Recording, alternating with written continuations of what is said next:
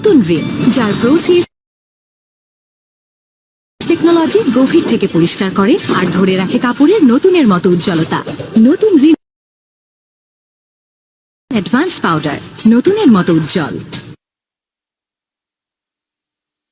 আমাকে ফাইলটা আগে ফাঁদি দেখতো এবং সব ভেঙে দিতে। সুনেরা চুপ। পায়েল তার গলায় কান্না আটকে বলে, উত্তর দাও। সুনেরা তখনও চুপ। পায়েল 2 শ্বাস ফেলে।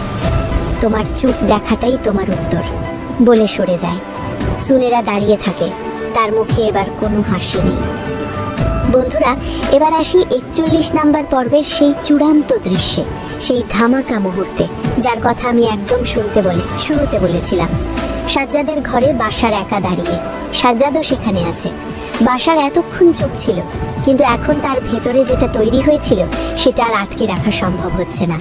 বাসার ধীরে ধীরে বলতে শুরু করে, সাজ্জাদ, আমি তোকে নিজের প্রাণের চেয়েও বেশি ভালোবেসেছিলাম।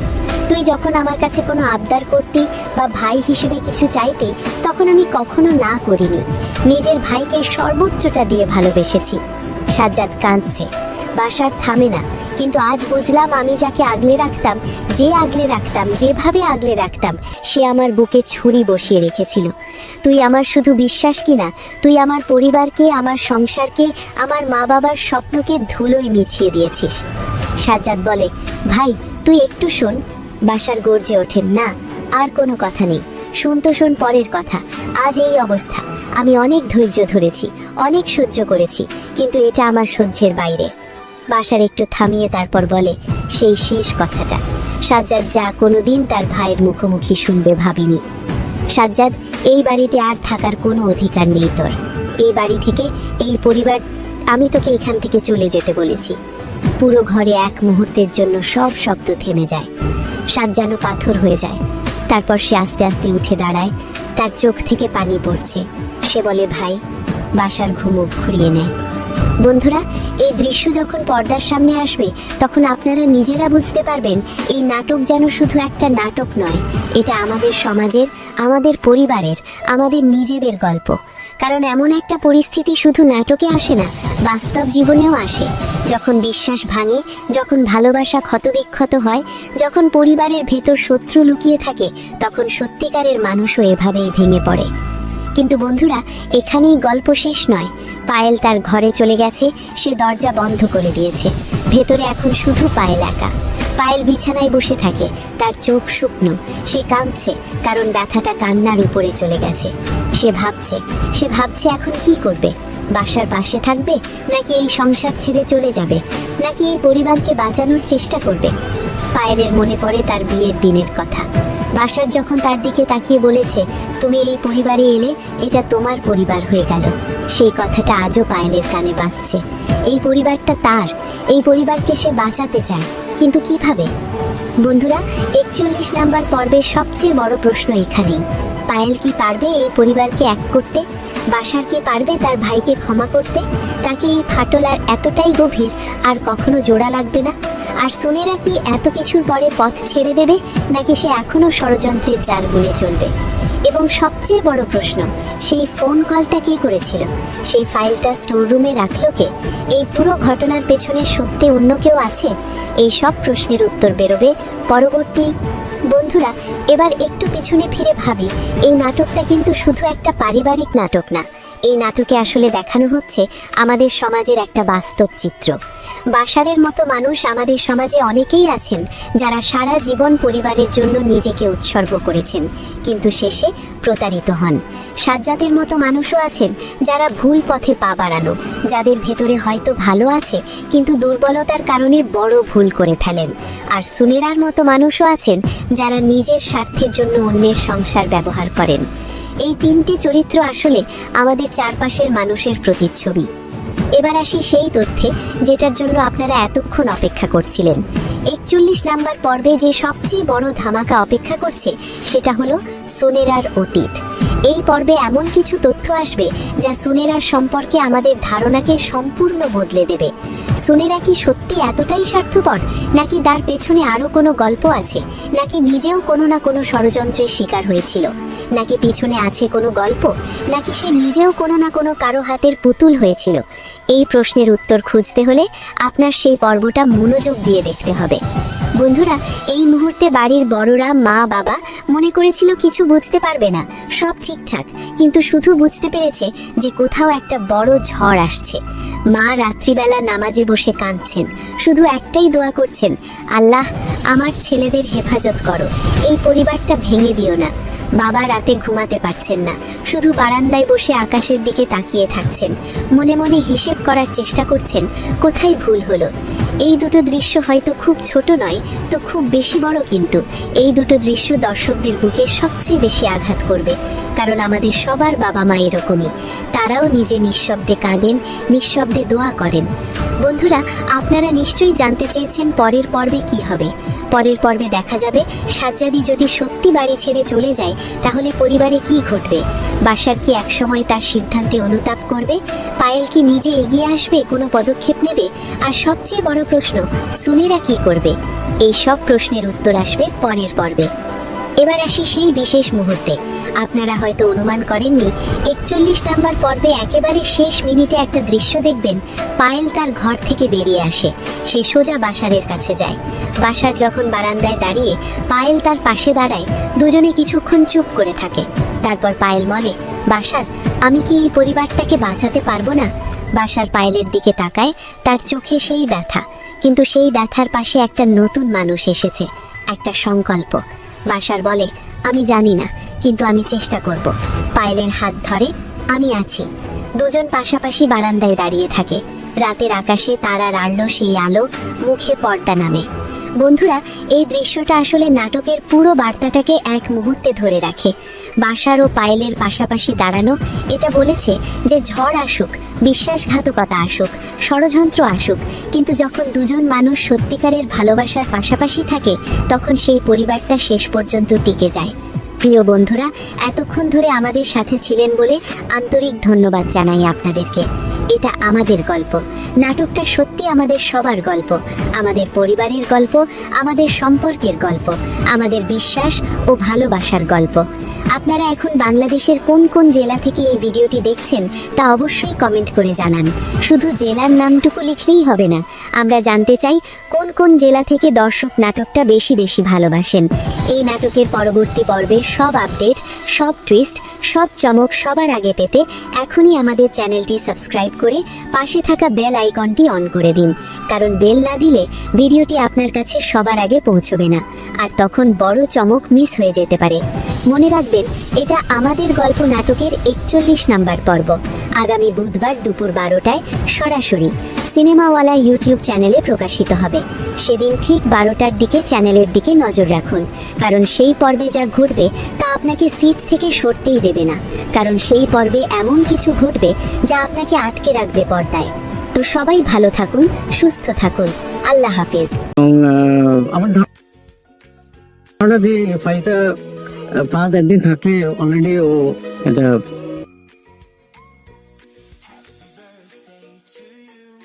ফিনিশ করে ফেলতে পারতো। আসলে ফাহাদ কাজের ব্যাপারে খুবই স্ট্রং না, বড় কথা নয়, অনেক বড়। আর বড় হবার পর আমার ফার্স্ট টার্গেট আমার বাবার বাড়ি উদ্ধার করা। এটা আমি করব।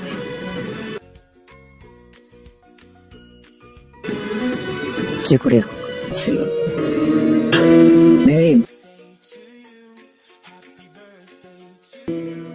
আপনাকে ভীষণ সুন্দর লাগছে।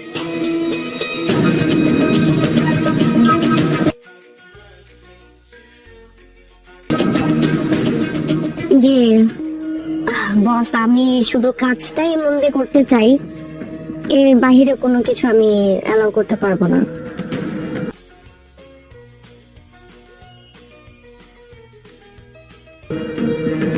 আমি মনে হয় পয়েন্টটা ধরতে পারছি, তাই না?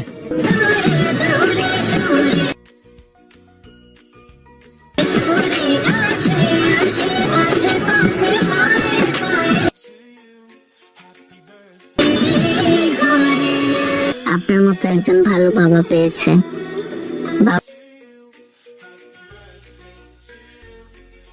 বাবার আদর, বাবার স্নেহ সবই ওর জীবনে আছে। স্বামীর জন্য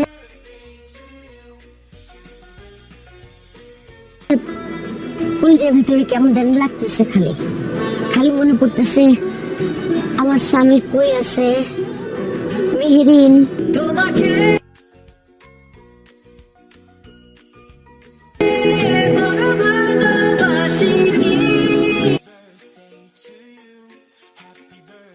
বেসমেন্ট করি। সো বেসিক্যালি এটা হচ্ছে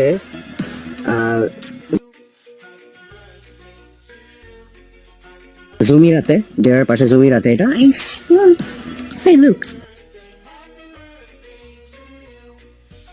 মেয়েরা দেখো তো, সুন্দর না জিনিসটা? সুন্দর। কেন তুমি আমার শূন্য মুখের হাসি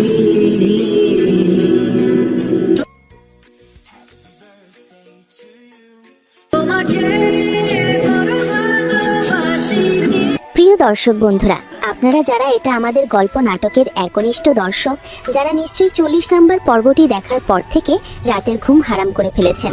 মনের ভেতর একটাই প্রশ্ন ঘুরছে বারবার, পরের পর্বে ঠিক কি হবে? বাসার কি সত্যিই সব জেনে যাবে? সাজ্জাদ আর সুনীলার গোপন সম্পর্কের কথা কি এবার সবার সামনে উন্মোচিত হয়ে পড়বে? পাইলি বা কি করবে যখন সে জানতে পারবে তার সংসারের ভেতর এত বড় একটা ষড়যন্ত্র চলছিল? আজকের এই ভিডিওতে আমি আপনাদের সামনে তুলে ধরব এটা আমাদেরই গল্প নাটকের 41 নাম্বার পর্বের সবচেয়ে বড় চমক, সবচেয়ে রোমাঞ্চকর মোড় এবং সেই বহুল প্রতীক্ষিত ধামাকা টুইস্ট, যা আপনাদের একেবারে চমকে নিয়ে যাবে। কিন্তু বন্ধুরা, একটা কথা আগেই বলে নিচ্ছি, এই ভিডিওটি 1 সেকেন্ডের জন্য স্কিপ করবেন না, কারণ ভিডিওটি একেবারে মাঝখানে এবং শেষে এমন কিছু তথ্য আছে যা আপনি মিস করলে পুরো গল্পের সবচেয়ে বড় ধামাকাটাই আপনার কাছে সম্পূর্ণ অসম্পূর্ণ থেকে যাবে। তাহলে চলুন একদমই শুরু করা যাক। প্রিয় বন্ধুরা, গত পর্বে আমরা দেখেছিলাম, সেটা একটু মনে করিয়ে দিই। 40 নম্বর পর্বের শেষ দৃশ্যে পুরো পরিবার যেন এক অদ্ভুত থমথমে পরিবেশে ডুবে গিয়েছিল। বাসার একদিকে তার পরিবারকে একসাথে রাখার জন্য প্রাণপণ চেষ্টা করেছিল, অন্যদিকে সাজ্জাদের মনের ভেতরে যে জমা অপরাধবোধ তাকে ভেতর থেকে ক্রমশ ভেঙে দিচ্ছিল। আর সুনীলা, সে তার সেই চিরপরিচিত শীতল মুখের হাসি নিয়ে সবার সামনে এতটাই স্বাভাবিক ছিল যেন কিছু হয়নি, যেন সে কোনো খেলা খেলছে আর বাকি সবাই দাবার গুটি। পায়েল সেই পর্বে বারবার অনুভব করছিল যে কিছু একটা ঠিক নেই। তার মনের আনন্দ, অজানা আশঙ্কা বাসা ভেঙেছিল। সে বাসারকে জিজ্ঞাসা করতে গিয়েও থেমে গিয়েছিল বারবার, কারণ বাসারের চোখে দেখাতে পারছিল এক অদ্ভুত ক্লান্তি, এক নীরব যন্ত্রণা। পায়েল বুঝতে পেরেছিল যে এই মানুষটা একা হতে পারে, অনেক বড় একটা যুদ্ধ লড়তে যাচ্ছে, কিন্তু ঠিক কার বিরুদ্ধে সেই যুদ্ধ সেটা কখনো তার কাছে স্পষ্ট ছিল না। আর সাজ্জাদ কি করবে? সে যখন রাতে একা বসেছিল তার ঘরে, তখন মুখে যে ভাবটা ছিল সেটা শুধু অনুতাপের নয়, সেটা ছিল এক ধরনের ভয়, একটা ভয় যে যা সে করেছে সেটা একদিন না একদিন সবার সামনে আসবে এবং সেদিন সে আর মাথা উঁচু করে দাঁড়াতে পারবে না। এই পরিস্থিতির মাঝে 41 নাম্বার পর্বের পর্দা উঠতে চলেছে। বন্ধুরা, 41 নাম্বার পর্বে শুরু হবে সকালের আলো ফোটার সাথে সাথেই, কিন্তু এই সকাল আর 10টা সকালের মতো নয়। এই সকালটা যেন অন্ধকারের গর্ভ থেকে জন্ম নিয়েছে।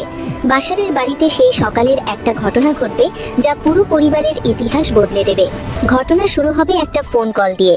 সেই ফোন কল আসবে বাসারের কাছে একটা অপরিচিত নাম্বার থেকে। বাসার প্রথমে ফোনটা ধরতে চায়নি, কারণ সে ভেবেছিল হয়তো কোনো অফিসের কাজের ফোন হবে, কিন্তু ফোনটা বারবার আসতে থাকে, একবার, দুইবার, তিনবার।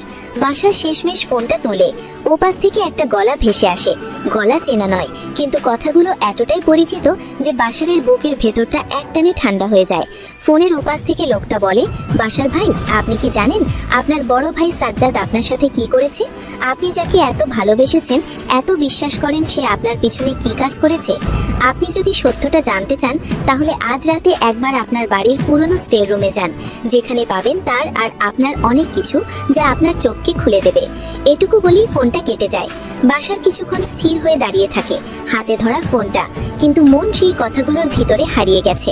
সে নিজেকে বলে, না, এটা কোনো মিথ্যে অভিযোগ, সাজ্জাদ এমন কিছু করতে পারে না।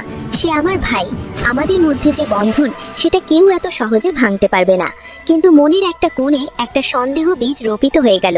প্রিয় দর্শক বন্ধুরা, এখানে একটু থামা দরকার, কারণ এই ফোন কলটা কোথা থেকে এলো সেটা বোঝা খুব জরুরি। এই ফোন কলের পিছনে আছে কে? এটা কি কোনো শত্রু, নাকি কেউ যে সত্যিকারের ন্যায় বিচার চায়, নাকি এই পুরো ব্যাপারটা আরো বড় একটা ষড়যন্ত্রের অংশ? নাটকের এই পর্যায়ে আমরা বুঝতে পেরেছি যে পর্দার আড়ালে আরো অনেক কিছু ঘটছে যা আমরা এখনো দেখতে পাচ্ছি না। কেউ এখনো আছে যে চাইছে বাশার আর সাজ্জাদের মধ্যে চিরতরে একটা দেওয়াল তুলে দিতে, এবং সেই কেউ হয়তো সুনিরার চেয়েও বেশি বিপজ্জনক। এদিকে সুনিরা সেই সকালে কি করছিল জানেন? সে তার ঘরে বসে আয়নার সামনে নিজের মুখ দেখছিল, কিন্তু এই দেখাটা সাধারণ ছিল না। সে যেন নিজেকে পরীক্ষা করছিল, নিজের চোখে নিজেকে তাকিয়ে বলছিল, তুমি কি ভয় পাচ্ছ? না, ভয় পাওয়ার কিছু নেই। একদিন যা করেছো সেটা তোমার নিজের জন্য করেছো। এই পরিবার তোমার কোনো জায়গা ছিল না, তুমি নিজে সেই জায়গা তৈরি করেছো। এখন পিছু হাঁটলে চলবে না। কিন্তু আয়নার ভেতরে তার নিজের চোখ বলছিল, সেখানে কি সত্যিই শুধু শক্তি ছিল, নাকি ভিতরে ছিল একটা ভয়, একটা অপরাধ বোধ তাকে খুঁড়ে খুঁড়ে খাচ্ছিল। সুনিরা দ্রুত আয়না থেকে মুখ সরিয়ে নেয়। সেই মুহূর্তে সাজ্জাদ ঘরে ঢোকে। সাজ্জাদ সুনিরার দিকে তাকায়, সুনিরা সাজ্জাদের দিকে তাকায়। দুজনের মধ্যে কিছুক্ষণ নীরবতা বিরাজ করে। তারপর সাজ্জাদ বলে, সুনিরা, আমাদের এই খেলাটা বন্ধ করতে হবে। আর এতদিন এভাবে চলেছে, বাসার ভাই কিছু বুঝে যাওয়ার আগেই আমাদের সবকিছু ঠিক করতে হবে। সুনিরা একটু হাসে, সেই হাসিতে কোনো উষ্ণতা নেই। সে বলে, ঠিক করা? তুমি আর কি মনে করেছো এখন পিছনে ফিরে গেলে ঠিক হয়ে যাবে সবকিছু? অনেক দেরি হয়ে গেছে সাজ্জাদ, এখন পিছনে গেলে সব শেষ হয়ে যাবে, শুধু তোমার না, আমারও। সাজ্জাদ ক্লান্ত গলায় কিন্তু সুনিরা কথার মাঝখানে থামিয়ে দিয়ে বলে, কোনো কিন্তু নেই, আমরা এত দূরে এসেছি, এখন শুধু সামনে এগিয়ে যাওয়া ছাড়া আর কোনো পথ নেই। সাজ্জাদ দেওয়ালে হেলান দিয়ে দাঁড়িয়ে থাকে, তার মুখে এক ধরনের পরাজয়ের ছাপ। বন্ধুরা, এবার আসি সেই দৃশ্যে যেটা 41 নাম্বার পর্বের সবচেয়ে হৃদয়গ্রাহী মুহূর্তগুলোর একটি হতে চলেছে। পরিবারের বড়রা মানে বাশার ও সাজ্জাদের মা বাবা সেই সকালে একসাথে বসে আছেন। দুজনই বয়স্ক মানুষ, সারা জীবন কষ্ট করে দুটি ছেলেকে মানুষ করেছেন। বড় ছেলে বাশার সংসার পেতে পায়েলকে বিয়ে করেছে, কিন্তু সাজ্জাদ তাদের কাছে পরম আদরের। বাবা চায়ের কাপটা নামিয়ে রাখেন, মা জানালার পাশে এসে তাকিয়ে বসে থাকেন। দুজনের মধ্যে অনেকক্ষণ কথা নেই। তারপর বাবা বলেন, তুমি কি কিছু টের পাচ্ছ? মা ধীরে ধীরে ঘুরে তাকান, তার চোখে পানি। আমি এতদিন ধরে টের পাচ্ছি, কিন্তু বিশ্বাস করতে চাইনি। নিজেকে বলছি, না, এটা আমার ভুল হচ্ছে, কিন্তু এখন মনে হচ্ছে, না, এটা ভুল না। বাবার গলা ভারী হয়ে যায়। কোথায় ভুল করলাম? আমরা দুটো ছেলেকে একসাথে মানুষ করলাম, একই আদরে, একই শাসনে, তাহলে আজ কেন এই অবস্থা? মা কাঁদতে কাঁদতে বলেন, সন্তান মানুষ করা আর সন্তানের মনকে চেনা এই দুটো আলাদা জিনিস। আমরা হয়তো তাদের মানুষ করেছি, কিন্তু তাদের মানসিক সত্যিকারের অর্থ চিনতে পারিনি। এই সত্যটা দর্শকদের চোখে পানি আনতে বাধ্য করবে। দুজন বৃদ্ধ মানুষ যারা জীবনের স্বপ্ন ছিল দুটো ছেলেকে বড় করার, সুখী হবে, পাশাপাশি থাকবে, সেই স্বপ্ন আজ ধুলোয় মিশে যেতে চলেছে। তাদের এই অসহায়ত্ব চোখের পানি, এটা কি সন্তানের হৃদয়কে একটুও নাড়া দেবে না? এবার আসি 41 নাম্বার পর্বের সবচেয়ে নাটকীয় এবং উত্তেজনাপূর্ণ অংশে। বিকেলে গড়িয়ে যাওয়ার সন্ধ্যা নামে এবং বাসার সারাদিন চুপচাপ ছিল। সেই ফোন কলের কথা কেউ বলেনি, কিন্তু মাথার ভেতরে সেই কথাগুলো বারবার ঘুরছিল। সে নিজেকে বারবার বলছিল, না, সাজ্জাদ এটা করতে পারে না, এটা কারো ষড়যন্ত্র, কেউ আমাদের মধ্যে ফাটল ধরাতে চায়। কিন্তু তারপরও সেই ফোন কলের কথাই মনে পড়ছিল। কিন্তু তারপর সেই স্টোর রুমের দিকে পা বাড়ায়। রাত তখন প্রায় 9টা। পুরো বাড়িটা অপেক্ষাকৃত শান্ত। বাসার ধীরে পুরনো স্টোর রুমের দিকে হাঁটে। দরজা ভেরন ছিল, সে দরজাটা একটু ঠেলে দেয়। ভেতরে ঢুকে একটু চমকে যায়। স্টোর রুমটা পুরনো, একটা ত্বকের ওপর একটা ফাইল রাখা। সেই ফাইলটা দেখে বাসার প্রথমে বুঝতে পারে না কি আছে ওতে ফাইলটা তুলে নেয় হাতে, কিন্তু ফাইলের ভেতরে বেশ কিছু কাগজ, কিছু ছবি, কিছু চিঠি। বাসার একটার পর একটা কাগজ উল্টাতে থাকে এবং যত পড়তে থাকে তার মুখের রং বদলাতে থাকে। প্রথমে অবিশ্বাস, তারপর হতবুদ্ধি, তারপর ধীরে ধীরে সেই অবিশ্বাস রূপান্তরিত হয় এক ভয়াবহ সত্যের মুখোমুখি হওয়ার অনুভূতিতে। ফাইলের ভেতরে যা ছিল সেটা একটা প্রমাণ। সুনিরা ও সাজ্জাদের মধ্যে যে সম্পর্ক, সেই সম্পর্কে কিছু চিঠি, কিছু যোগাযোগের প্রমাণ। এমন কিছু বাসার কোনোদিন কল্পনাও করেনি। বাশারের হাত কাঁপতে শুরু করে, ফাইলটা মাটিতে পড়ে যায়। সে দেওয়ালের ভয়ে দাঁড়িয়ে থাকে, তার চোখ বুজে আসে এবং বুকের ভেতরটা কেউ মুষ্টিবদ্ধ করে চেপে ধরেছে এমন মনে হয় তার কাছে।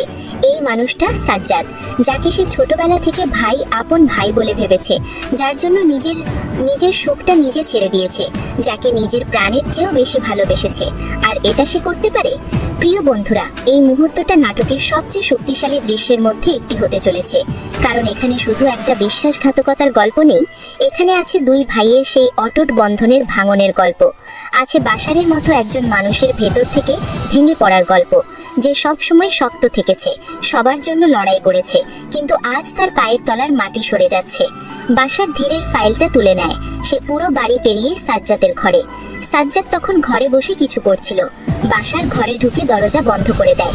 সাজ্জাদ ঘুরে তাকায়, বাশার কিছু বলে না, শুধু ফাইলটা সাজ্জাদের সামনে মেলে ধরে। সাজ্জাদের মুখ সাদা হয়ে যায়, কিছুক্ষণ পরে নিস্তব্ধতা। তারপর বাশার বলে, এটা কি? সাজ্জাদ উত্তর দেয় না। বাশার বলে, এবার? গলা উঁচু কাঁপছে, এবার কি সাজ্জাদ?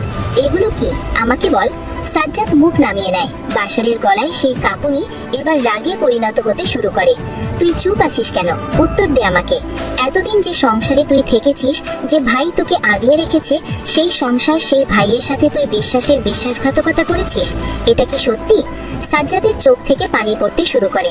ভাই, আমি না, কোনো কথা না, আগে উত্তর দে, এটা কি সত্যি কিনা। দীর্ঘ নীরবতা, তারপর সাজ্জাদ মাথা নাড়ে, একটা নিঃশব্দ স্বীকারোক্তি। বাশার সেই মুহূর্তে যেন পাথর হয়ে যায়। বন্ধুরা, এই দৃশ্য যখন পর্দায় আসবে, তখন অনেক দর্শকের চোখে পানি আসবে, কারণ বাশার শুধু একজন বিশ্বাসঘাতক ভাইয়ের মুখোমুখি হচ্ছে না, সে নিজের ছোটবেলার সেই স্মৃতির মুখোমুখি হচ্ছে, যেখানে দুই ভাই একসাথে খেলতো, হাসতো, কাঁদতো। সেই ছোট্ট সাজ্জাদের মুখোমুখি হচ্ছে, যে ছোট্ট সাজ্জাদকে সে একদিন ভাই মনে করেছিল, যারতে খেলেধুলায় তার ছোটবেলা পার করা। সেই ছোট্ট সাজ্জাদের মুখোমুখি হচ্ছে। অসুস্থ হলেও বাশার রাত জেগে পাশে থাকতো, দুই ভাই একসাথে থাকতো। ঠিক সেই মুহূর্তে পায়েল দরজার সামনে এসে দাঁড়ায়। সে বুঝতে পারে কিছু একটা হয়েছে, কারণ বাশার এভাবে কখনো দাঁড়িয়ে থাকে না, এভাবে কাঁদে না। বাশার সবসময় শক্ত, এ সবার দুর্গ, কিন্তু আজ সে দুর্গ দেওয়ালে ফাটল। পায়েল এগিয়ে এসে, বাশার কি হয়েছে?